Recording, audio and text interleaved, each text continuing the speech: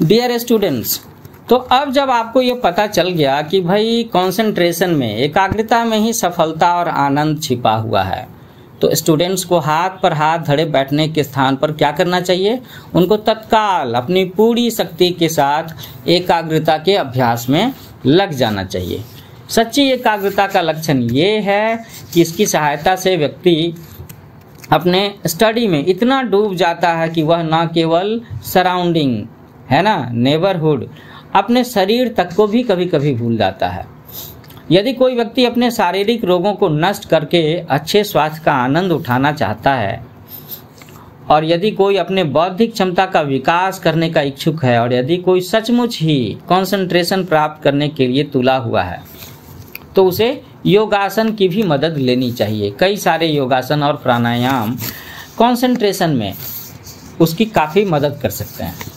योगासन का नियमित अभ्यास शरीर के स्नायु तंत्र को, है ना, नर्वस सिस्टम को सबल तथा सक्रिय बनाता है और इस प्रकार एकाग्रता के विकास में सहायक होता है। योगासन मानव जाति के लिए एक वरदान है। युवकों का मन कैसा होता है? वो एक जल प्रपात के समान है, फॉल्स, है ना, वाटर फॉल्स। इसमें एक विशाल जलराशि पर्वत की ऊंचाइयों से तेज धार के रूप में नीचे उतरती है और चारों ओर बिखर कर बहते हुए अंत में बिना किसी उद्देश्य की पूर्ति किए हुए ही समुद्र में जाकर के समाप्त हो जाती है। दूसरी ओर अगर इस जल के चारों ओर हम लोग एक बांध बना दें और इसके बहाव को नहरों के द्वारा व्यवस्थित कर दें, तो इससे कुछ फायदे होंगे क्या? जरूर होंगे। इससे सिंचाई के काम में लगा करके हम अच्छी फसल की प्राप्ति कर सकते हैं। इसी प्रकार युवकों की बिना किसी उद्देश्य के ही बर्बाद हो जाने वाली असंयमित और उच्छृंखल मानसिक शक्तियों के चारों ओर नियमों तथा अनुशासन का बांध बनाना चाहिए। आचार संहिता की नहरें खुदनी चाहिए और शिक्षा, कला, साहित्य एवं प्रौद्योगिकी के खेतों का मानसिक शक्तियों के जल से सिंचन होना चाहिए। तभी हम संस्कृति की एक अद्भुत फसल पैदा कर सकेंगे।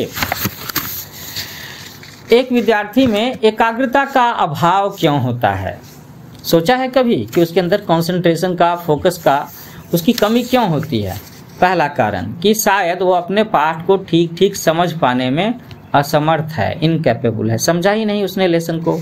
दूसरा, उसके मस्तिष्क को सबल बनाने के लिए पौष्टिक भोजन की आवश्यकता होती है और शायद उसे पौष्टिक भोजन ना मिलता हो, या फिर उसकी घरेलू परिस्थितियां उसके मन को उद्विग्न किए हुए रहती हैं। घर में कोलाहल है, सब कुछ अमन चैन नहीं है, या फिर वह टेलीविज़न या सिनेमा देखने के एडिक्शन से ग्रस्त है, तब भी उसके साथ ऐसा ही होगा। या फिर उसका जो मन है ना, वो इंद्रिय भोगों के पीछे भागता रहता है, खाने का स्वाद, अच्छा देखने का स्वाद, गहरी नींद, आलस का, इन सब चीज़ों के पीछे। यह संभव है कि उसे किसी न किसी तरह की शारीरिक बीमारी हो, तो भी वो कंसंट्रेशन में, फोकस रहने में डिस्टर्बेंस फील करेगा।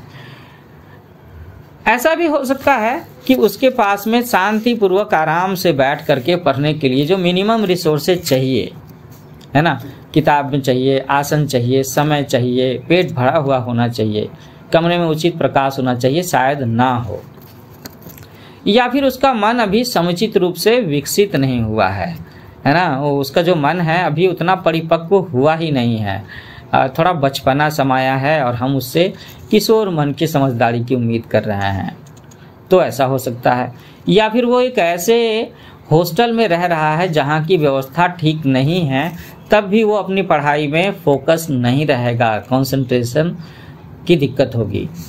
या कहीं ऐसा तो नहीं है कि वो किसी बुरी संगति में पड़ गया है, उसके जो दोस्त हैं जिनके साथ वो घंटों समय बिताया करता है, बातें करता है, वो कहीं कुछ गलत काम धंधों में तो नहीं लगे हैं। ऐसा भी होता है कि अगर हम स्टूडेंट्स को अपने पसंद के विषय नहीं पढ़ने देते, उनके ऊपर अपनी पसंद थोपते हैं या उन्हें किसी और ही विषय को पढ़ने को कहते हैं जबकि उसकी रुचि किसी और विषय में है, तो ये जो मिसमैच होगा ना, तो फिर बच्चे का पढ़ने में जी नहीं लगेगा, वो फोकस नहीं रहेगा, वो सीख नहीं पाएगा, क्योंकि उसके अंदर एकाग्रता ही डेवलप नहीं होगी।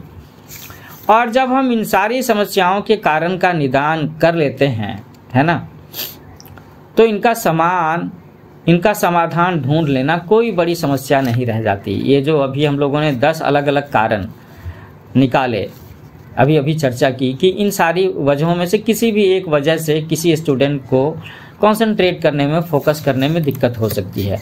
तो इन सारी समस्याओं का भी हम लोग उपाय निकाल ही सकते हैं, सॉल्यूशन निकाल ही सकते हैं। तो आखिर में मैं स्टूडेंट से कहना चाहूँगा कि ये हम लोगों ने विद्यार्थियों के लिए एकाग्रता का रहस्य, ये पूरी की पूरी किताब, इसके सारे चैप्टर्स मैंने पढ़ करके आपको सुनाए, समझाए।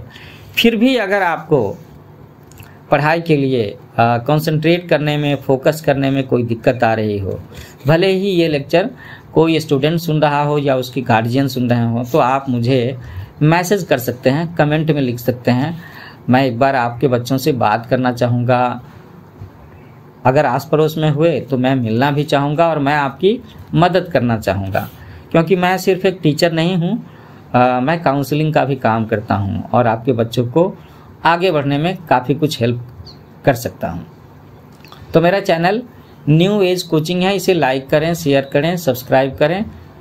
जल्दी मिलते हैं ऐसे ही किसी अच्छे लेक्चर के साथ में, जिसमें मैं विद्यार्थियों को, स्टूडेंट्स को मोटिवेट करने के बारे में, उनको स्ट्रॉन्ग बनाने में कुछ और भी बातें लेकर के आऊँगा। So happy learning with new age coaching.